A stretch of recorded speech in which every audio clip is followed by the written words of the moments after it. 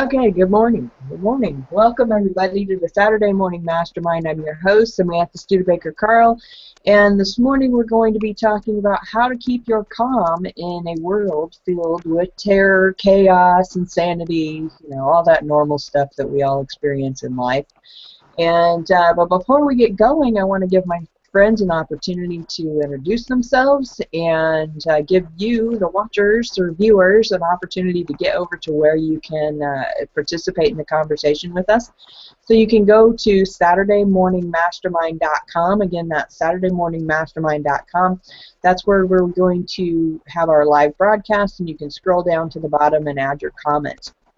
Now we're also going to be doing a little bit of an experiment today with Facebook, and if you'd like to kind of participate in our Facebook discussion, I'm going to post a link here in the comments at the bottom of SaturdayMorningMastermind.com where you can go over to our Facebook event page, where I will have posted a YouTube link to this, and then you can comment on that if you want to try hanging out with us on Facebook today.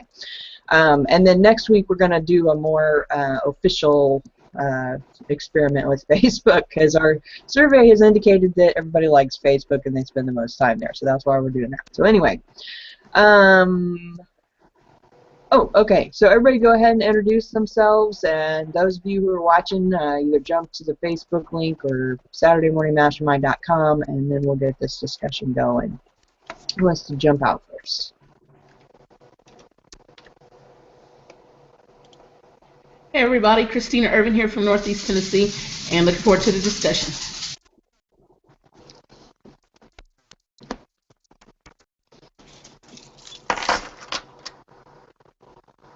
Dan, you're unmuted. You want to introduce yourself? Oh, Dan Chizik here in Las Vegas, Nevada, and looking forward to the discussion today, hearing what everybody has to say. I am Katherine Clement in Boulder, Colorado, and looking forward to today's discussion. I think it will be really lively. Thanks for joining us.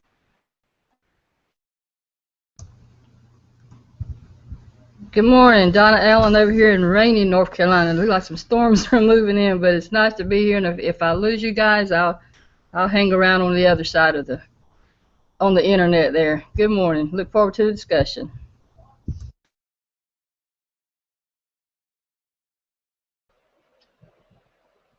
Awesome. Awesome. So glad to have all of you here. And again, for those of you who are watching, we're going to be talking about how to keep your calm in a world filled with terror, chaos, craziness, life's everyday events and insanity, that sort of thing. And the reason we're talking about this is because we're discussing the book, Change Your Thoughts, Change Your Life, Living the Wisdom of the Tao, and we are in chapter 26. And Wayne Dyer talks about verse 26 of the Tao Te Ching, and this chapter is about living calmly. So before we get started, I want to give us an opportunity to read this verse, and then we can kind of discuss it and discuss our own thoughts and discuss Wayne's thoughts and just kind of go from there. So who wants to read the verse this morning? I can read it. Okay. Let's refer to the page. Heavy is the root of light. The still is the master of unrest. Realizing this, the successful person is poised and centered in the midst of all activities. Although surrounded by opulence, he is not afraid. Why should the lord of the country flip out like a fool? If you let yourself be blown to and fro, you lose touch with your root. To be restless is to lose one's self-mastery.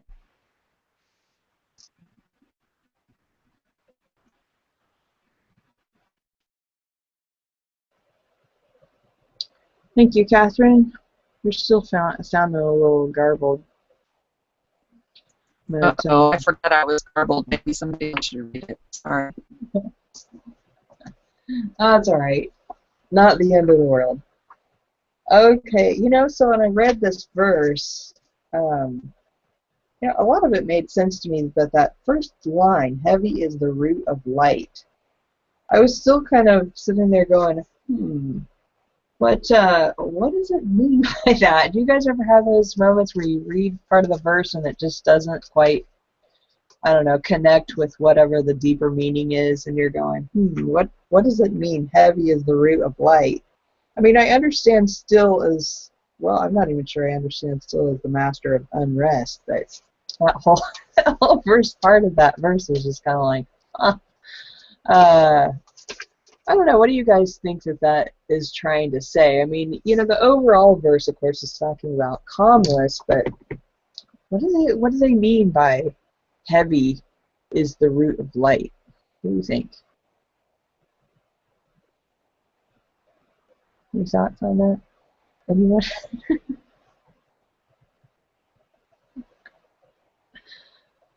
Want to keep up? You're a movie star now. Can you hear me? Or should I just shut up? I don't know. It's kind of yes and no. I want to hear what your thoughts are, though.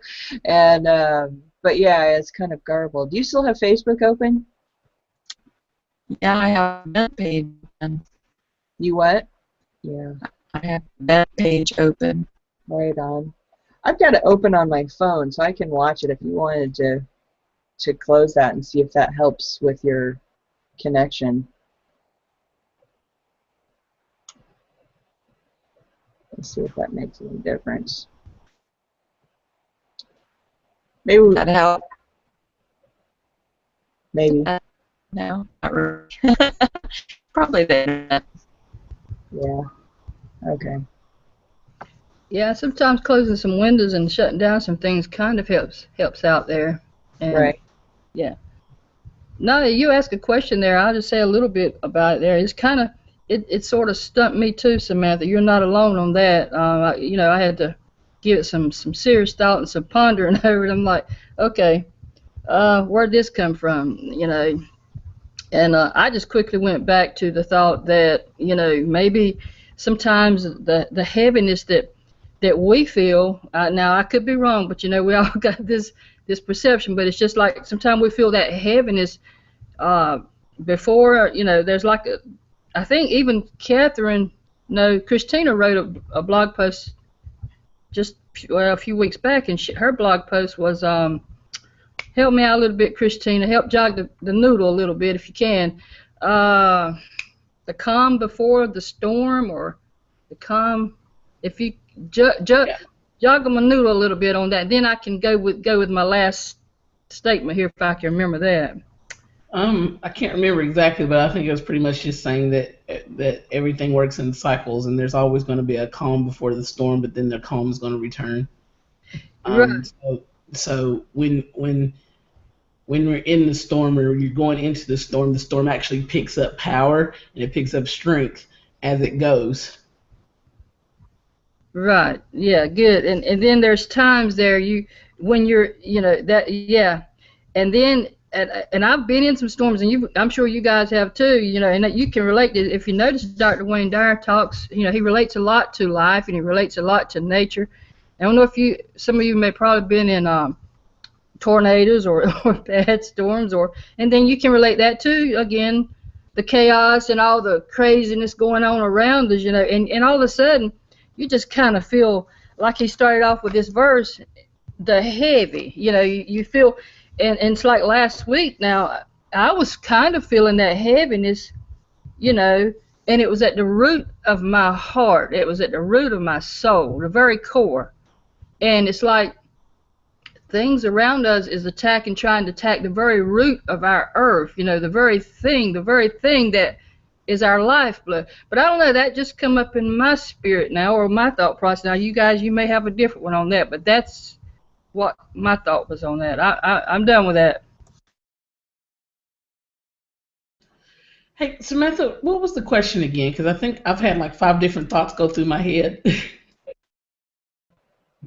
I don't know, it wasn't so much as a question as much as just that first part of the verse is, kind of trying to get more insight into what it is that Lao Tzu was trying to say just in that first part. I feel like as we read the whole thing, we kind of got the idea of the, remaining being centered and calm in the midst of chaos and terror. But as far as that, just that first sentence saying, heavy is the root of light, and I'm like going, heavy is the root of light. What does it mean by that? But when Donna was just talking, I kind of had a thought. I had a couple of thoughts go through my head on that. But I can come back to them if you want to share your thoughts first, Christina. Go ahead. Go ahead. Okay. Of course, when we think of things in life as being heavy, and we kind of look at that word heaviness, is that it seems like, a burden or a depression feels heavy, sadness feels heavy. We kind of relate heaviness to the downside of feelings or the unpleasant feelings because they feel just harder, I guess, to experience. And yet then he's talking about light and calmness and that aspect. And when we think of light, a lot of times it's that, the feeling of illumination or the connectedness with God and the universe, or just being lifted up and full of understanding and all of those kinds of things. So then I'm sitting here thinking, okay, well, maybe he's talking about being grounded in the light, grounded in that inner self. Versus, maybe his thinking on heavy is not necessarily heavy like we typically think of the word heavy, but more of a grounded feeling. What do you guys think? You think that's what he's trying to say? Can you hear me better now? I'm gonna jump out a second. I've been listening as I've been doing some stuff. I think you kind of came around to the point. Yeah, Samantha. Sorry, my brain. That I think. Yeah, like sometimes trying to be out and be calm and be that light and be that light for other people can become heavy and can become a burden, because I think, based on how I believe in my beliefs, that, I'm always supposed to be out there and be a light for other people to help, share, comfort, bear whatever they're going through. But after a while, sometimes it's like it gets heavy and wears on me, and it's like, okay, who's out there being the light I need to have shine on me, and things like that. And I think that's kind of where I see it and where I'm kind of look at it. And I think when you came around to that point, that's kind of what in line with what I was thinking.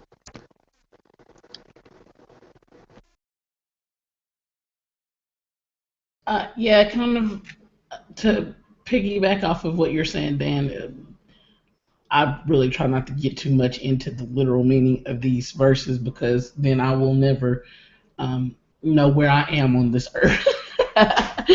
So to kind of piggyback off of what you're saying, Dan, the bottom line is, light is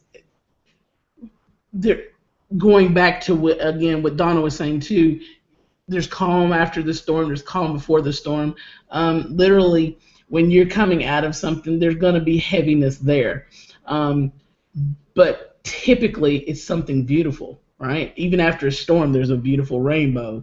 There's a beautiful blue sky, and the birds are chirping, kind of thing. So there's going to be a heaviness, but I get excited about knowing that that when I get through this, whatever the thing is, there's going to be some beauty. There's going to be some reproduction. There's going to be some growth. There's going to be all kind of hope, and all of those things are sort of synonymous with light.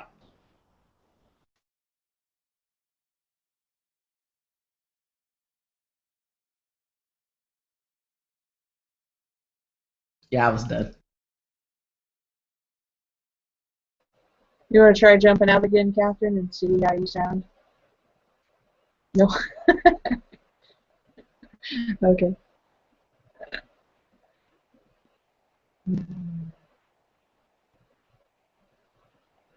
Are we still connected, y'all? Does anybody hear me? Yeah, I can hear you. I was just waiting to see if Katherine was going to jump out, but she was kind of shaking her head, so. Okay. Now I've lost my train of thought on this whole topic. Okay, so let's see. Well, while you're getting it back, can I kind of Yeah. introduce the thought then?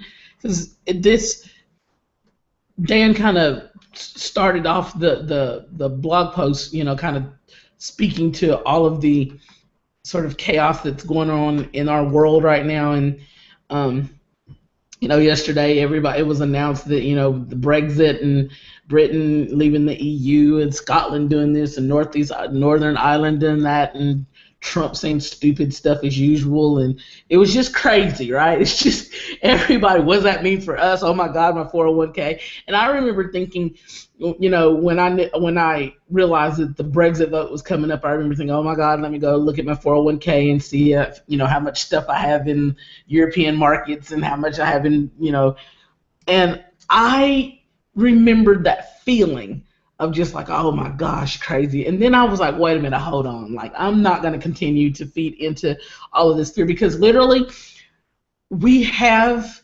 extreme crazy decisions in our world because people are being ginned up emotionally and they're feeding into that chaos. And so they can't think straight about it. Like, common sense is out the door because of chaos.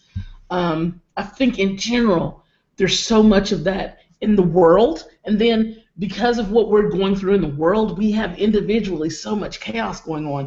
I was talking with a friend about this yesterday, and it's like we keep pointing to all these other things, like it's all this stuff external for me that is causing all this chaos. It's not my fault.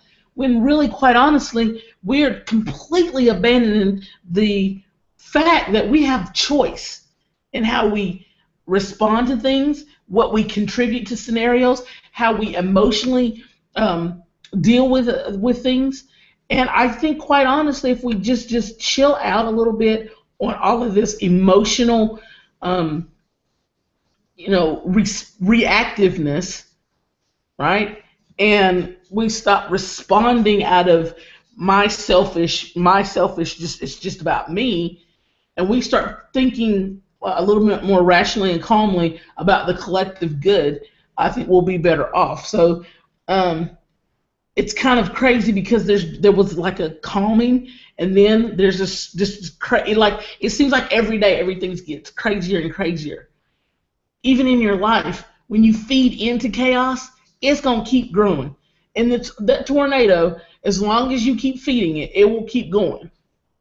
It starts to peter out when you stop feeding that chaos. When you stop feeding all of the unsure feelings around you, when you stop feeding into that energy of fear, when you stop feeding into the energy of, oh my God, I'm so overwhelmed, and you really kind of just take a deep breath, center yourself, and recognize that the Lord's put all these great answers inside you, and sometimes you just got to start listening to that voice inside. Then that's when the chaos will calm down. Then that's when all of the pressures that seem like they're too much for now and you'll never get over them, that's when they kind of sort of dissipate, and you're like, really? Like, I can't even believe I was tripping on that. Just my thought. I went on a little rant, sorry. Geez, Samantha, Samantha, let me just piggyback on that just a little bit there before I lose my train of thought on this one. But everything, that's exactly right. Now, you all just laid that foundation right there, and that's not to say that let's just bring it back around now to the world, okay? Dr. Wayne Dyer, just listen to what he's saying there, and we have some very influential leaders in the world, and that's all good. I pray for the leaders every day. I pray for all the leaders. I pray, just got to pray for them, wish them well wishes. But we're living in a time that I had never heard of this, and I think you all going to relate to this one. Someone said to me one time, now I'm not here, let me just go ahead and say it, and then we'll go from there. That we're living in the greatest time there ever was, and I seriously believe in my time I'll see it. And people used to say that to me, Donna, but I didn't quite understand it. See, sometimes I really believe that God, He is in I know He's in everything, but He's trying to He's wanting to get our attention, and He's going to get our attention not so much as through the church buildings and the synagogues. He's going to get our attention through the leaders, the influential leaders, from the president to the entrepreneur leaders. He's trying to paint that map, or show us to paint our life, to come along beside of these leaders and raise their hands. Don't come along and clip them at the knee. Raise up your hands and find, just like this verse had me to ask myself a question. I put it there in the post. And by the way, Dan, good writing on that, good writing. 2 questions came up, and I think I wrote that. Now I don't remember what I said, but anyway, he's asking us to go inside again and ask ourselves, okay, what is your purpose, Christine? Put your name there. Every one of us could put our name there, instead of getting out here and getting all crazy and worried. And yeah, I'm guilty of that too. I got a little bit, I have to say, I got heavy now, guys. I got kind of heavy too. But there's some exciting stuff going on, and I'm feeling it now. I don't know what it is, but I'm just feeling something is good going to happen to our world, and it's going to come out of this chaos. That's what I'm feeling. I don't know. I could be wrong now. I could be wrong. I think that's a good point. I mean, just like what you were talking about earlier, the calm before the storm, and then, even after the storm, something good happens. And, I think it's just part of the cyclical nature of life, right? Is that we have our ups and we have our downs, and, things kind of are less than great for a time, and then they get really awesome, and then they go back to the less than great, and then they're back to awesome again. But I liked what you were saying, Donna, about the look into the leaders, and I wanted to mention what Katherine wrote down here on the blog post. Is she mentioned about, she has a little quote in here. She said she heard someone say at one point in time, when you see these tragic events like the Orlando shootings or natural disasters, always look for the helpers. Events like this bring out the greatness in people.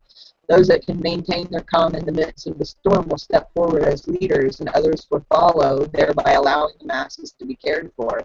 Sometimes we have what we feel like are disasters in our own lives. We feel shaken and shattered like a building in an earthquake. But if we can remember that it's all part of the plan, or it wouldn't be happening, right? Relax, breathe, step back, and take a different perspective. There always comes a day when you can look back and say, so that's why this happened. I love that, Katherine. Thanks for sharing that. And that's, I feel like that's so true. I mean, so much of the time we have all these crazy things that happen in our lives, and then we're like, we just don't get why it's going on, and like Christina was saying, when we feed into that chaos and we keep getting more and more and more upset about it, and then it just makes the situation that much worse. It was like when a few years ago we had a pretty significant financial hit where we lost our trucking company, and then because of that we ended up losing our house and car, and it was just a big financial mess. And when we were in the midst of it, it just seemed overwhelming, and it was just something that I felt like, God, I just can't handle it. I can't handle it. I kept saying that, and it was hard. I mean, it took a serious toll on our whole life.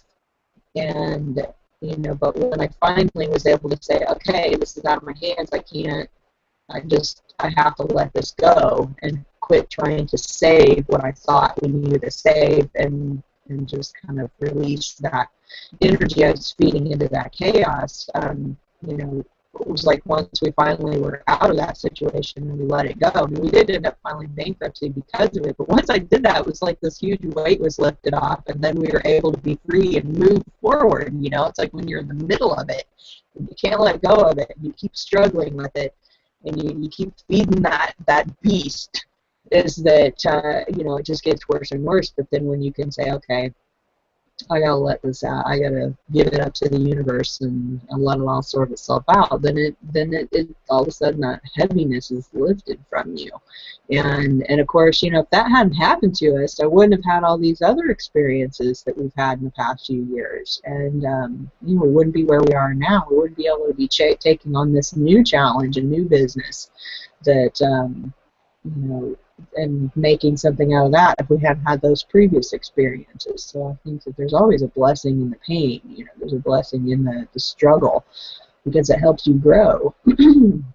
Which we could talk about that. That's a whole nother topic that we could address with the whole, how do you become successful? You got to fail first, right? But that's a whole nother topic. But anyway, jump out in there. I need to read these comments here on the side. Yeah, Katherine was kind of introducing what I was getting ready to respond to. She said there are three businesses: my business, your business, and God's business. And the ability to sort what is what and let it be typically brings much peace.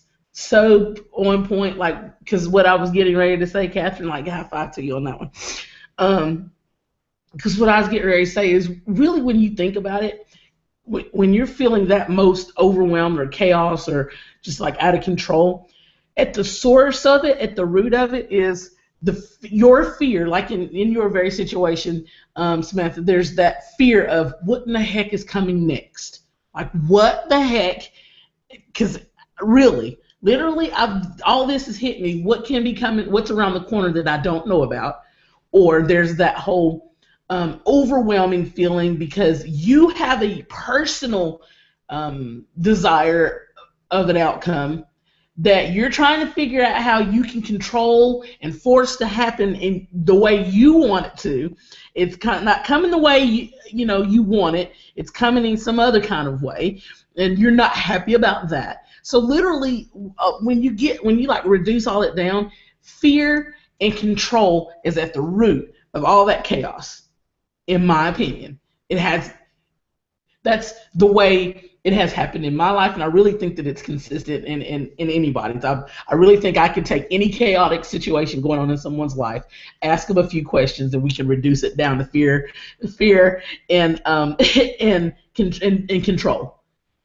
And I'm not saying that's a bad thing, but when I say for myself, as I am growing in my mastery of being able to not control, but being able to navigate things that are going on in my life, whether no matter how extreme they are, or how hurtful they are, or how painful or fearful, literally, the quicker I get to what am I afraid of and what am I trying to control, and I do the exact opposite in my response, things begin to calm down. Things I begin to be able to navigate things.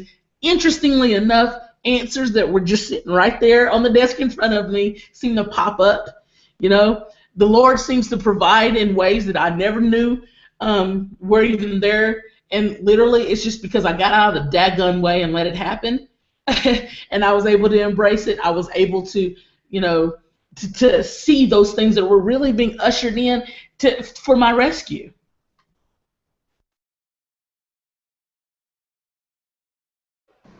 I'll jump back in again now, with what you were talking about, Christina, and the comment, I don't remember who said it about there's my business, your business, and God's business. I've never heard that kind of in that vein, but when it boils down to it, it's that is what it is all about.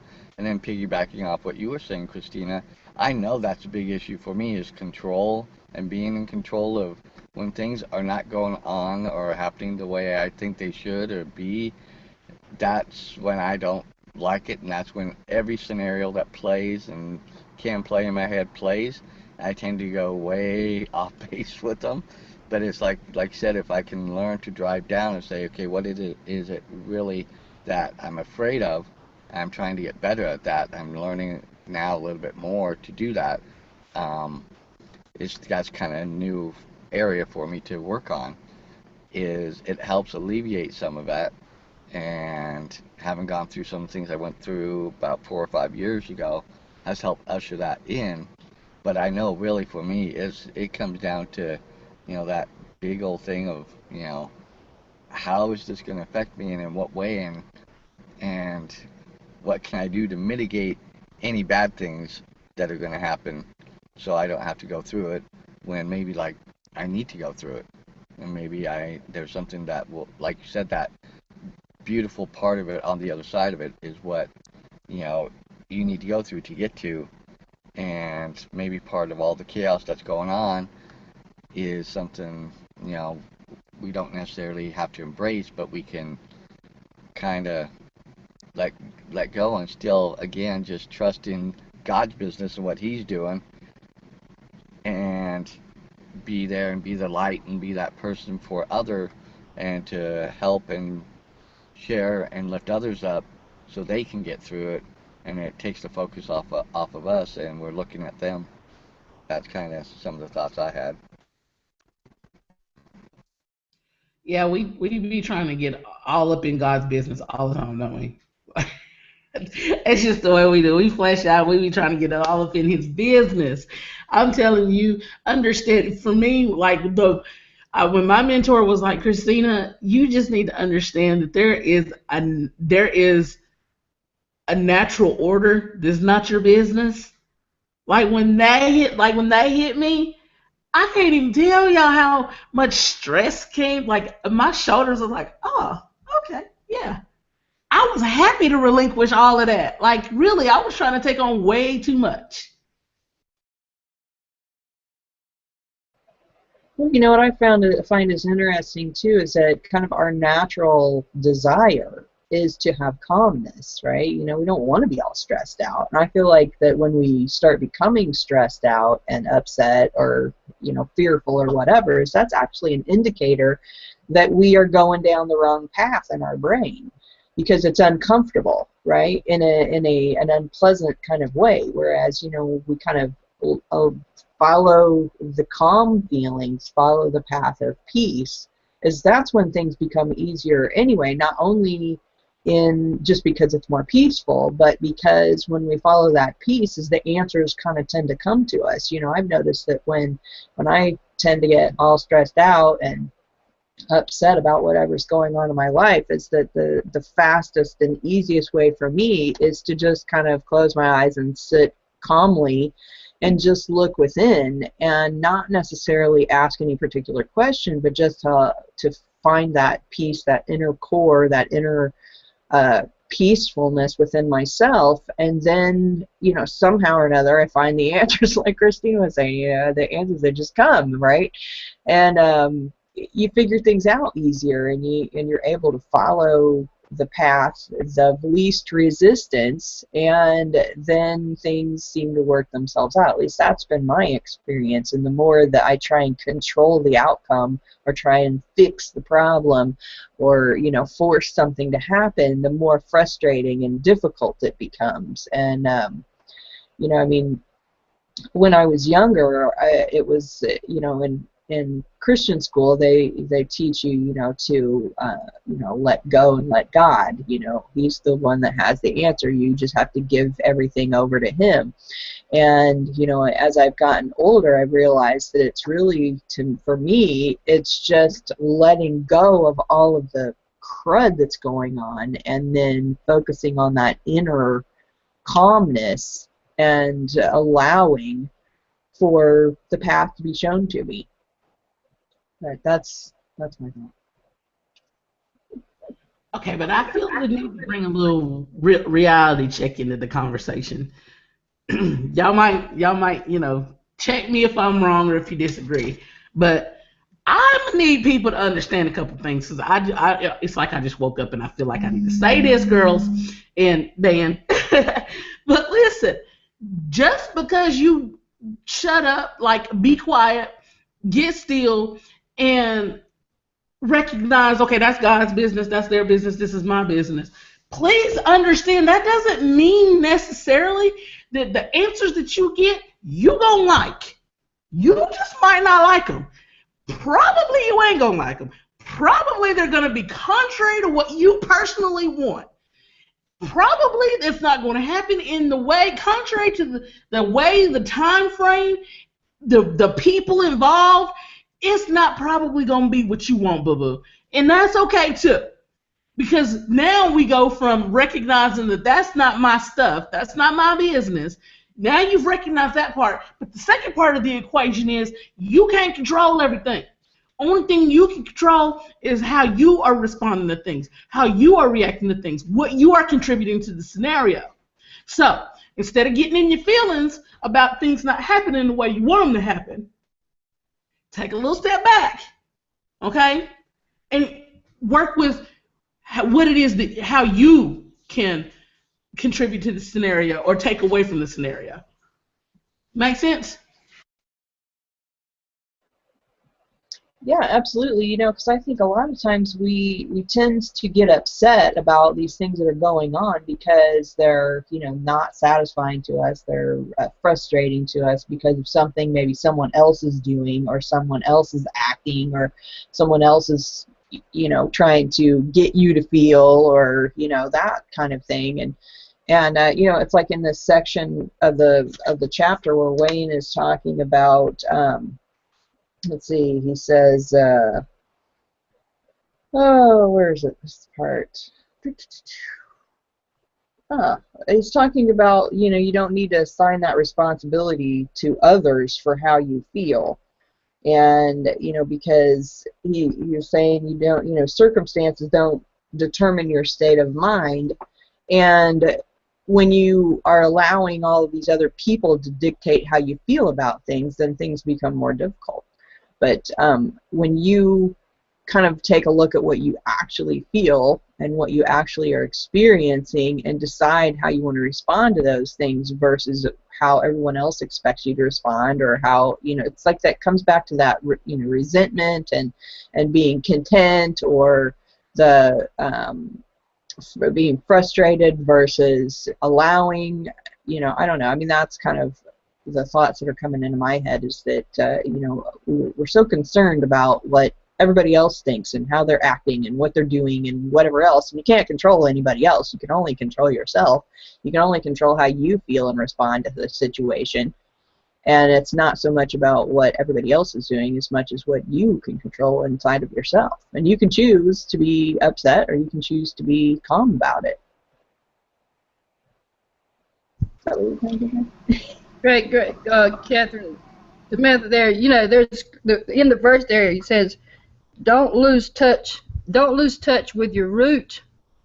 Don't lose touch with your root." You know, you ask yourself, what is he saying to me there? You know, and everybody, we're all over it right here, because just thinking real quick, one time I was doing a little project, and my teacher, this was in the early years, and it just reminded me of that. And again, it's going back to, I'll be okay. I lost my composure a little bit.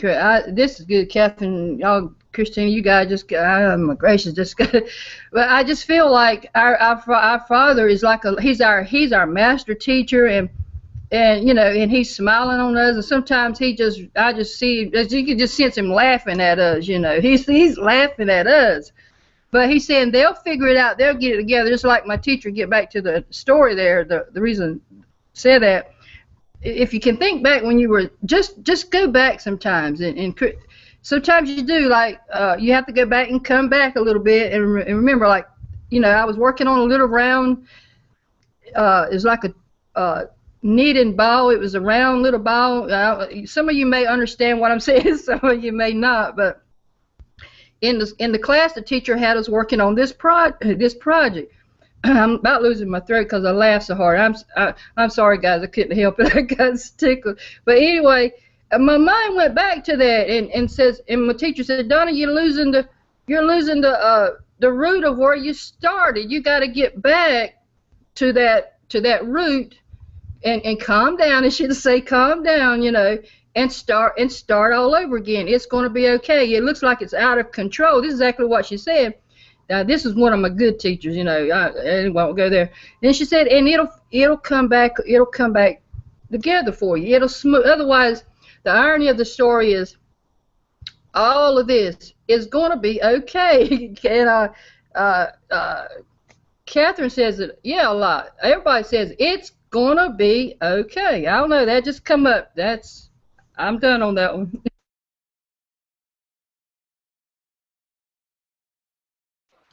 So Katherine said something a minute ago in the comments over here. Trying to remember. She was talking about what those first two lines meant. Katherine, I'm talking for you because I'm presuming that you're still messed up. And she says, I think it means that everyone has heavy, even the master, but it is the ability to overcome the heavy and the anxious that brings mastery about. And I was kind of thinking on that just when Donna was talking, because I like to give some tools. So what are some things that you guys do to bring up, to sort of grow in your mastery to the action items? I mean, we've all said chill out, calm down, recognize what's your business, whatever. But what are some sort of practical things, actions that you do? I'll jump out and throw something out there, just kind of more from my perspective of where at work and stuff. We've been going through some changes, and like I talked before, we're automating some processes and things. So it's changing the dynamics of the work and things like that. And it's made, me look at, so, some of these things are going to change. So what am I going to do? How is it going to affect me and stuff? But also, ultimately, I know that they're going to be good, and the right changes we need to make the company better, so we can grow the company and expand it. But I'm also having to look at and working on some projects and study and learning how to work on them.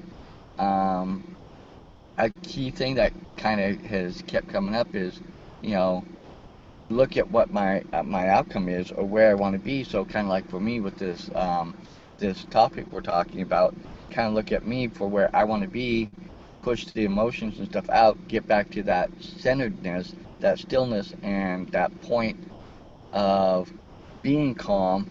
So therefore, when the answers and the things that are, to go back to what Samantha's saying, are shown and given to me, and then what you were saying, Christina, that God, or wherever it comes from, allows us to finally see and say, oh, okay, that's what and learning to trust in that, then it makes things easier. And I'm looking at the end result, not at what's going on all in the middle and how it gets there. And I'm trying to employ that more with work, but I also see the value in employing it more personally in, where's my root, going to what Donna said, where's my root, where is that at, and the centeredness, and then what is the outcome I would like to work towards, however it plays out, and be willing to let it play out, and accept it, that it's not going to necessarily work out in the way I envision it, but be willing to understand that and go forward with that and let that play out. And as I keep going along those steps, keep checking myself to say, okay, this is where I'm at, get rid of all the minutia of everything going on, and then keep moving forward. And I think that's something that will help me in a lot of moving forward in some of the uncertainty of what I'm dealing with, in ways of things that are changing at work, and it can spill over into my life. So that's something that just kind of came out from talking about this just now for me.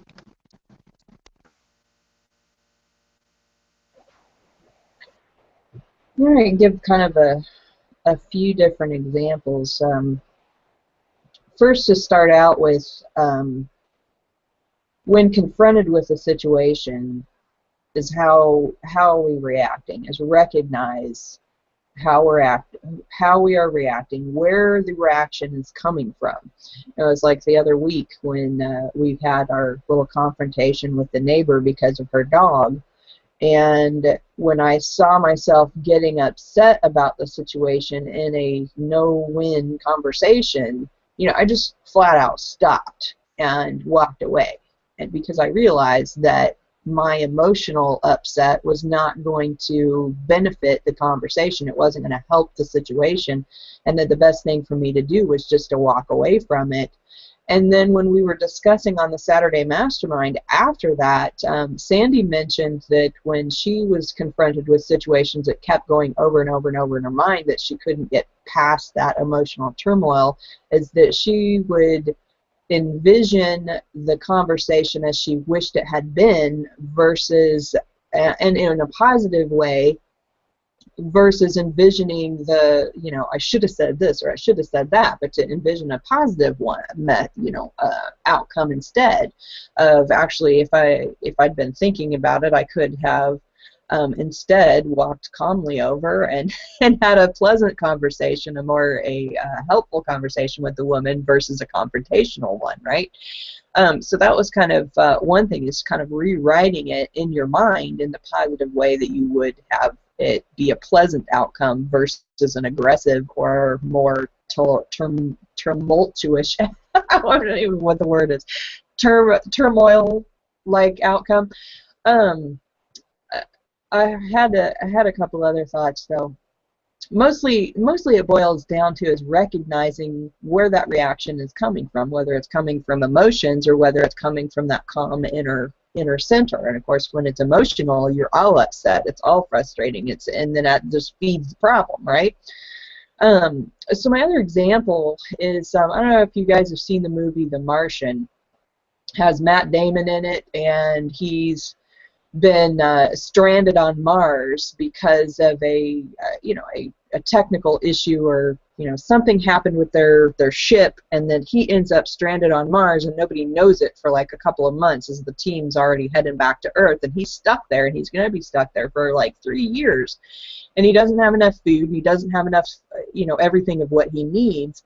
And the average person would just be freaking out and crying, and the world's coming to an end, and all they could focus on is the unpleasant, the chaos, the fear, the everything, the problem, right? Whereas this character, instead of focusing on the overwhelming insanity of his situation, is that he boils it down to, what's my next step in this moment to potentially reach the goal of surviving for 3 years until my team can come back and pick me up in an impossible situation. And I really love that movie because of the fact that he said, at the end, he basically boils it down to, you can focus on the horribleness of your situation, or you can stop what you're doing, quit getting your emotions caught up in it, and just work the problem. What is my next step? This is what I need to do to at least work towards this end goal that I think that I want to achieve, is what's that next step, and work on that instead. Because then you take away the overwhelming feeling of, how can I possibly ever achieve this massive thing that I want to achieve or overcome? Like if we were to, we talk about natural disasters sometimes, okay? And what happens? A tornado comes in and it frickin' terrorizes an entire neighborhood. It knocks the whole thing down. You lose everything, and it's overwhelming, right? And if we sit there and we think about the overwhelming horribleness of this whole situation, and we think about all of the things we just lost, and we think about all the financial aspect of it, and we think about the insurance company, and we think about our friends and our families and all of these different things, then it's overwhelming. But yet, if we think of, okay, what's my next step? All right, I need to gather some clothes, and I need to find a hotel room. Then all of a sudden, it's a workable problem, right? It's something that, okay, I can overcome this because all I have to do is get some clothes and find a hotel room, right? And then the next day you say, okay, what's the next step? Okay, well, I need to go back to the house and figure out what is salvageable and work from there. I mean, and of course, then when we think about work situations, we can kind of look at the same thing, okay? We have all these millions of things going on at work, all these people demanding all these things from us, and then these projects that are due, and all of those kind of things, and we can allow ourselves to be all stressed out about the overwhelmingness of it, or we can work this single problem that we can overcome in the next hour, and then in the next hour, and then we just take those little steps. And we just keep that inner calm in ourselves, knowing we can't do everything all at once anyway. There's this misnomer in the world of, multitasking is like the skill everybody should have, and that's the biggest load of baloney there is. It's like you've got to be the most awesome single tasker and overcome those individual tasks, and that's what actually gets you to your goal, is one task at a time, and you get things done. I don't know. That's my thought process as far as the practical aspects of how we apply these principles in our lives.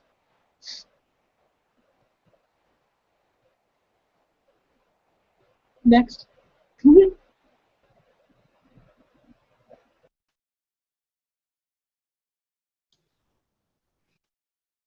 Katherine jumping out. Can you hear me any better now? Yeah. Yeah, you don't know. We'll see what happens. I'll let you know if we can't understand you. Yeah, pretty much. It's just what you just said, Samantha. Let's take it one step at a time. Be in the moment. You know, we all, whenever you're, or I'll put it in first person, whenever I'm upset, I'm stressed, I'm feeling overwhelmed, it is always because I'm out of the moment. It's all because if there's an emergency happening, if there's a fire in my house, I know what to do. You know, but so usually when I'm feeling like, oh, I don't know what to do, that's because I'm not in the moment. I'm either worrying about something in the future or I'm dwelling on something in the past. So this power of now, it's more than just words. It's really a way to live and a way to decrease your suffering, you know, because you really have to come into the moment, and most of the time we're telling ourselves a bunch of lies. Like we're just, our little monkey brain is just going off and saying all this crazy stuff, you know, and we have to recognize that. And a lot of times I just say, would you shut the fuck up? You know, I just tell my monkey brain to shut up, and then I pull myself into the moment and I breathe, and I just take a good 5 minutes just to breathe, you know, and just release all the stress in my body and the tension, because if you'll notice, you can really get, you know, your muscles are tightening up, you're not breathing deeply, that monkey brain is just on that hamster wheel going. So you gotta pull into the moment, you gotta breathe, you gotta figure out whose business it is. You know, most of the time it's somebody else's business. It's really very little that is our business, quite honestly. Almost all the time it's somebody else's business, even if it's, I mean, sometimes we get upset because somebody doesn't like something. Well, we can't control what they like or don't like. I mean, that's so silly. So we put ourselves into these crazy little situations where we think there's no way out. And if we just stop and look at it and decipher it a little bit, like you said, Christina, this huge weight comes off your shoulder when you let go and let God. You know, I don't consider myself a Christian, but I definitely believe in let go and let God. You know, there is an order to things, and if we can just stay out of the way, it usually goes pretty good, even if we don't think so at the time. You know, like we said, you can always look back in hindsight and say, that's why that happened. Every time, you know, those moments when I just don't think I can make it another moment, I can look back and say, wow, that's why that happened, and really be grateful for it.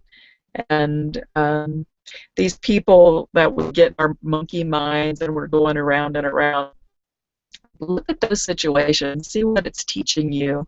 It is teaching you something, or it wouldn't keep coming back.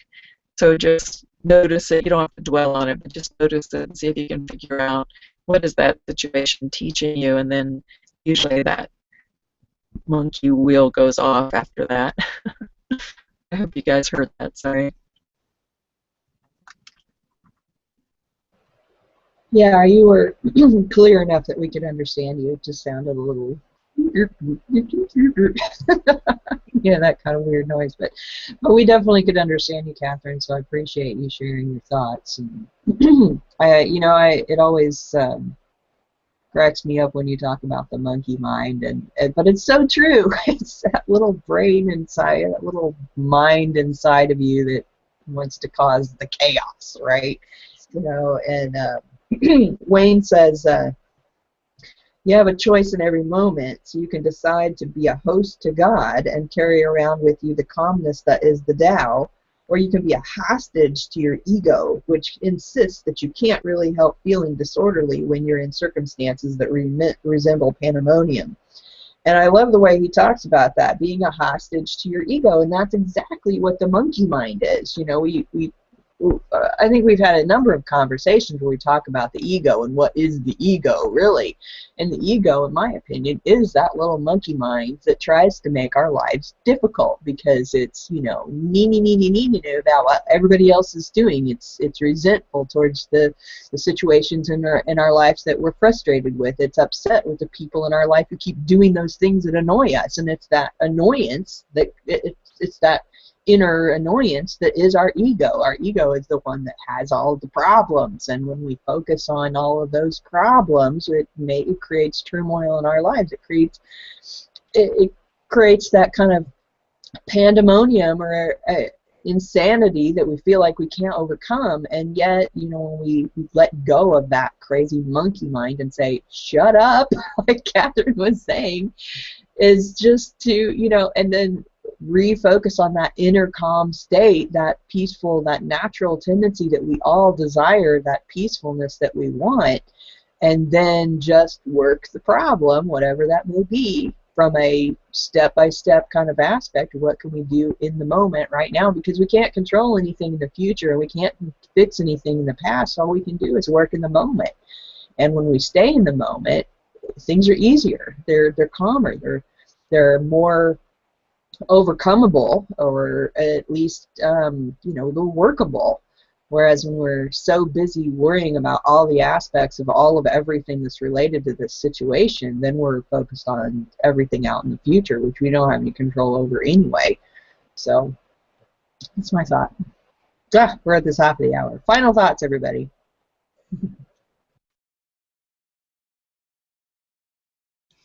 Yeah, I think I just reiterate and sum up what I said, you know, and sum up some of Catherine's, deal with your business, get out your feelings, get over your ego, and a lot of that chaos will just kind of simmer down.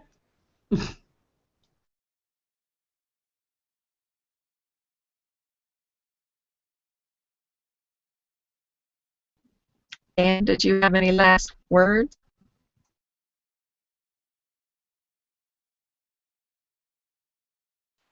He's off camera. Maybe he's caught up in the middle of something he has to deal with. But share your final thoughts, Katherine, and then if Dan comes back on, great. And if not, then... There was something that he said that I wanted to bring back around, and then it like went out of my head. But you know, I think we've all said it in lots of different ways. It's still a choice.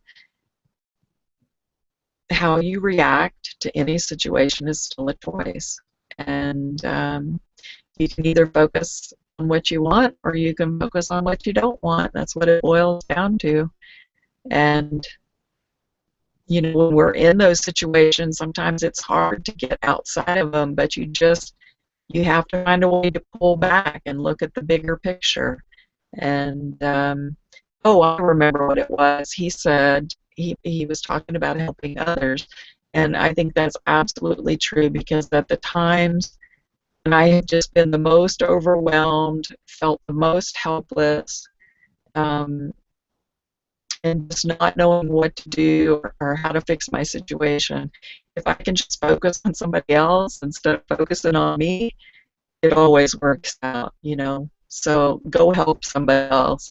For one thing, it gives you perspective, because when we're at our just, oh, I just can't handle it, you know, there's 3 billion people out there that have it so much worse than you do. You know what I mean? So most of the things that we get so worked up over are really very, very minute and small in the big scheme of things. So just widening your perspective a little bit. I like what Wayne says about, you know, who are you hosting? You are a part of God. Remember that in those moments. You know, remember that presence. Remember that broader perspective, that God perspective, instead of the little me perspective. Thank you, guys. Have a great week. It was a great conversation. You all were dropping some gold. I'll just jump out real quick. I was able to get back on real quick. My phone battery's definitely going dead, but so Yeah, it was a great conversation. Got a lot of insight from all of you today. Appreciate you all, and I'm looking forward to the next time we get together.